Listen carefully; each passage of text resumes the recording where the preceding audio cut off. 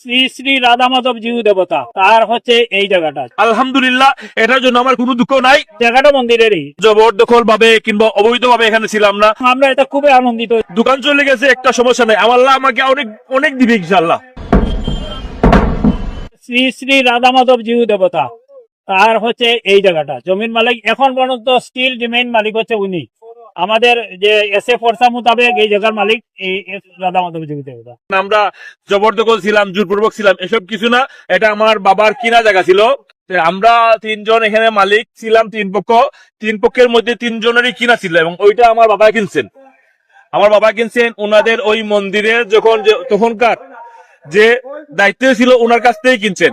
এটা যে আইনের প্রতি আমাদের শ্রদ্ধাবোধটা অনেক বেড়ে গেছে। বাংলাদেশে যে আমরা যে ভাবছিলাম যে আমরা বোধহয় আইন পাবো না, শুধু এটা না, আমাদের অনেক জমি আমাদের উদ্ধার হয়েছে যে আইনের মাধ্যমে, এবং আমরা এটা খুবই আনন্দিত যে আইনের প্রতি আমাদের শ্রদ্ধাবোধ প্রচন্ড আছে। ঢাকায় সুপ্রিম কোর্টে মামলা চলতেছে, এই যে এখনো মামলা পেন্ডিং অবস্থায় আছে। মামলাটা দুইটা মামলা, এই দেখেন দুইটা মামলা এখনো পেন্ডিং অবস্থায় আছে।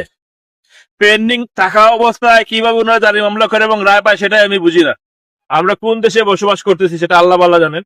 টোটাল প্রায় 7-8টা দোকান হইব। প্রত্যেকটা ব্যবসায়ী ক্ষতিগ্রস্ত। আমরা কোনো ধরনের কোনো মাইকিং পাইছি না, কোনো নোটিশ পাইছি না।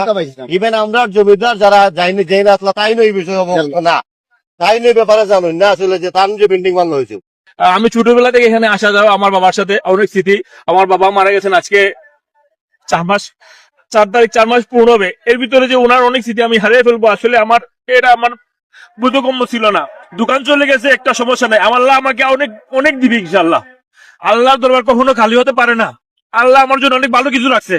আমরা 1985 মামলা করছিলাম, এখন প্রায় 42 বছর পরে এই মামলাটা আমরা মামলার পরে এটা আমাদের রায় হয়েছে, এবং আজকে আমরা জারি করে বাইদা কোর্টের মাধ্যমে মহামান্য হাইকোর্ট থেকে আরম্ভ করে আমাদের মাননীয় কোর্ট যারা আছে আদালত, তাদের আদেশের মাধ্যমে একদম নাজির সাহেব, ম্যাজিস্ট্রেট, ইন্সপেক্টর সহ তারা আমাদেরকে দখল দিয়ে দিচ্ছে।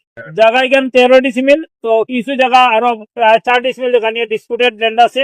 তো ওইটা আমরা ভবিষ্যতে করবো আর কি। বর্তমানে ইসলাম দেখাশোনা করতেছে, কিন্তু জায়গাটা মন্দিরেরই, ইসলামের কোনো নাই।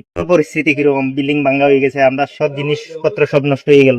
আমরা এখানে আমরা একটা পাবলিক সার্ভিস দিলাম। হঠাৎ করে আজকে যে আমরা ওইটাও ইনফরমেশন, মানে আমরা জমিদারা কোনো ইনফরমেশন দিচ্ছেন না, ইভেন কোনো পক্ষ দিয়ে আমরা কোনো নোটিশ চাইছে না, আমরা খালি করা লাগবে। আমরা হঠাৎ আইয়া সকাল 11টার সময় দেখতাম পারলাম ইনো আইসে আপনার ভোল্টেজার বাঙ্গাল লাগে। তো বাঙ্গার ব্যাপারটা তো আমরা বুঝে উঠার আগেও ভোল্টেজারে বাঙ্গা শুরু করছে। যেহেতু এটার মামলা দীর্ঘদিন ধরে চলেছে, তো মামলার রায় এসেছে আমাদের জেলা জজ আদালত থেকে, তো সে